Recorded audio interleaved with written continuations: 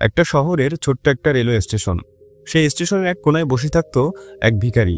তার জীবন চলত আসা যাওয়া করা যাত্রীদের কাছে হাত পেতে। প্রতিদিনের মতো সেদিনও সে বসেছিল মানুষের দয়া পাওয়ার আশায়। হঠাৎ সেই ভিখারি একজন স্যুটবুট পরা ভদ্রলোককে দেখতে পেলেন। ভিখারি মনে করলো এই লোকটা নিশ্চয়ই অনেক বড় লোক, তার কাছে ভিক্ষা চাইলে হয়তো ভালো কিছু মিলবে। তাই সে এগিয়ে গিয়ে হাত বাড়িয়ে বলল, আমাকে একটু সাহায্য করবেন? কিন্তু সেদিন ঘটল এক অদ্ভুত কিছু। লোকটি থামলো এবং ভিক্ষুকের দিকে তাকিয়ে বলল, তুমি তো সবসময় মানুষের কাছ থেকে শুধু পাওয়ার চেষ্টাই করে গেলে, কখনো কাউকে কিছু দিয়েছ? ভিখারির মুখ শুকিয়ে গেল। সে বলল, আমি তো একজন ভিখারি, আমার কিছুই নেই, তাহলে আমি কিভাবে অন্যকে কিছু দিব? ভদ্রলোক বললেন, যদি কারো কিছু দেওয়ার ক্ষমতা না থাকে তাহলে কারো থেকে তার কিছু চাওয়ার অধিকার নেই। আমি একজন ব্যবসায়ী, আমি শুধু লেনদেন বুঝি, কিছু দিলে কিছু পাবে। যদি তোমার কাছে আমাকে দেওয়ার মতো কোনো কিছু থাকে তাহলে তার বিনিময়ে আমি তোমাকে কিছু দিতে পারবো, শুধু চেয়ে গেলে আমি কিছুই দিতে পারি না।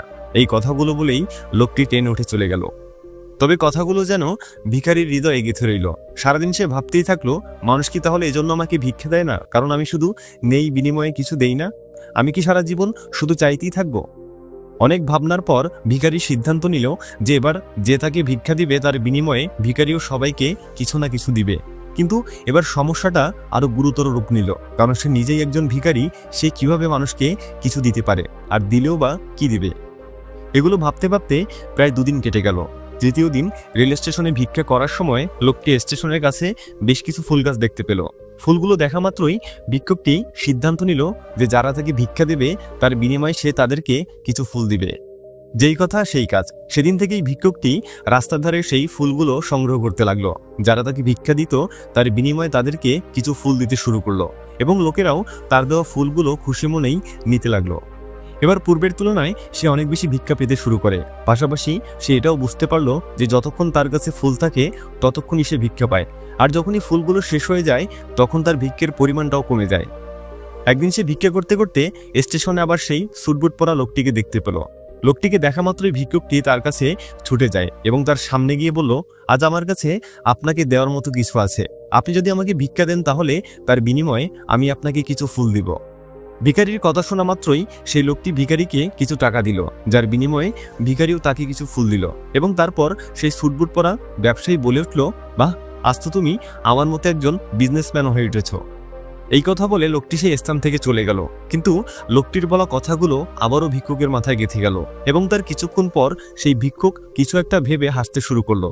তার চোখ মুখ দেখে মনে হচ্ছিল যে সে বুঝি সফলতার দেখা পেয়ে গেছে। অবশেষে সেই ভিখারি ট্রেন থেকে নেমে স্টেশনের সকলের সামনে দাঁড়িয়ে আকাশের দিকে তাকিয়ে চিৎকার করতে লাগলো এবং জোরে জোরে বলতে লাগলো, আমি কোনো ভিখারি না, আমি একজন ব্যবসায়ী। তার কথাগুলো শুনে স্টেশনে থাকা সমস্ত লোক ভাবতে লাগলো, ভিক্ষুকটি এবার বুঝি পাগল হয়ে গেছে। এরপর আর কোনোদিন সেই ভিক্ষুককে ওই রেলওয়ে স্টেশনে দেখা যায়নি। এভাবে প্রায় 6 মাস কেটে গেল। 6 মাস পর দুজন লোক একটি ট্রেনে করে ভ্রমণ করছিল। দুজনের পরনেই স্যুটবুট ছিল। দুজনের মধ্যে একজন ব্যক্তি আরেকজনের দিকে হাত বাড়িয়ে হ্যান্ডশেক করলো, এবং সেই ব্যক্তিটি অপরজনকে জিজ্ঞেস করলো, আপনি কি আমাকে চিনতে পেরেছেন? অপর ব্যক্তি জবাব দিল, না, আমি আপনাকে ঠিক চিনতে পারলাম না। ইনফ্যাক্ট আমার তো মনে হচ্ছে আমি আপনাকে আজ প্রথম দেখলাম। প্রথম ব্যক্তি জবাব দিল, এটা আমাদের তৃতীয় দেখা, এবং এর আগেও আমাদের 2বার দেখা হয়েছিল। দ্বিতীয় ব্যক্তি বলল, কই, আমার তো কিছু মনে পড়ছে না, আর প্রথম 2বার আমাদের কোথায় দেখা হয়েছিল? প্রথম ব্যক্তি জবাব দিল, এর আগেও আমাদের দুজনেরই ঠিক এই স্টেশনে দেখা হয়েছিল। আপনার সাথে প্রথম দেখায় আপনি আমাকে বলেছিলেন লাইফে আমার কি করা উচিত, আর দ্বিতীয়বারের দেখায় আপনি বুঝিয়েছেন আমার আসল পরিচয় কি। এরপর দ্বিতীয় ব্যক্তি মুস্কি হেসে জবাব দিল, আচ্ছা, তাহলে তুমি সেই ব্যক্তি যাকে আমি একবার ভিক্ষা নিতে নিষেধ করেছিলাম, এবং দ্বিতীয়বারের দেখায় তোমার কাছ থেকে আমি কিছু ফুল কিনেছিলাম, কিন্তু হঠাৎ তুমি স্যুটবুট পরে কোথায় যাচ্ছ? প্রথম লোকটি জবাব দিল, হ্যাঁ, আমি হলাম সেই ভিখারি, এবং বর্তমানে আমি আমার ফুলের ব্যবসার কাজে শহরের বাইরে যাচ্ছি। এই কথা শুনে দ্বিতীয় লোকটি বেশ অবাক হলো। তারপর প্রথম লোকটি আবার বলে উঠল, আপনি আমাকে এমন কিছু শিখিয়েছেন যা আমি এর আগে কখনোই শিখতে পারিনি। আপনার সাথে প্রথম পরিচয়ে আপনি আমাকে শিখিয়েছেন পৃথিবীর সবচেয়ে কার্যকরী লেনদেনের নিয়ম। প্রথম দিকে আমি এজন্যই ভিক্ষা পেতাম না, কারণ আমি মানুষকে তার বিনিময়ে কিছু দিতে পারতাম না, এবং আপনি বলার পর আমি সেই নিয়ম সম্পর্কে জানতে পারি।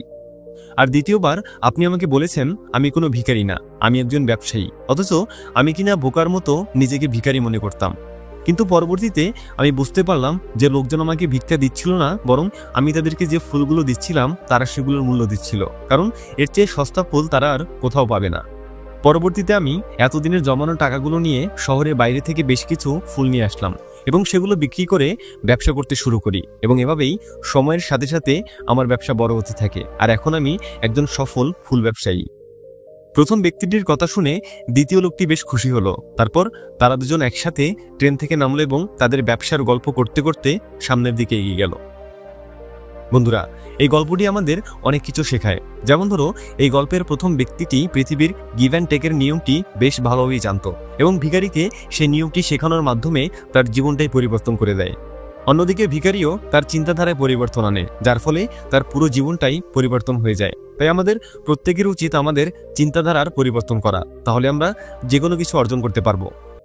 এক কথায় বলতে গেলে গল্পটি আমাদের শেখায় আমাদের সফলতা আমাদের চিন্তাভাবনার মধ্যে লুকিয়ে থাকে। তাই জীবনে বড় কিছু করতে হলে চিন্তাধারায় পরিবর্তন এনে নিজেকে বড় ভাবতে হবে, তা না হলে লাইফে সবসময় ছোট হয়ে পেছনেই পড়ে থাকতে হবে।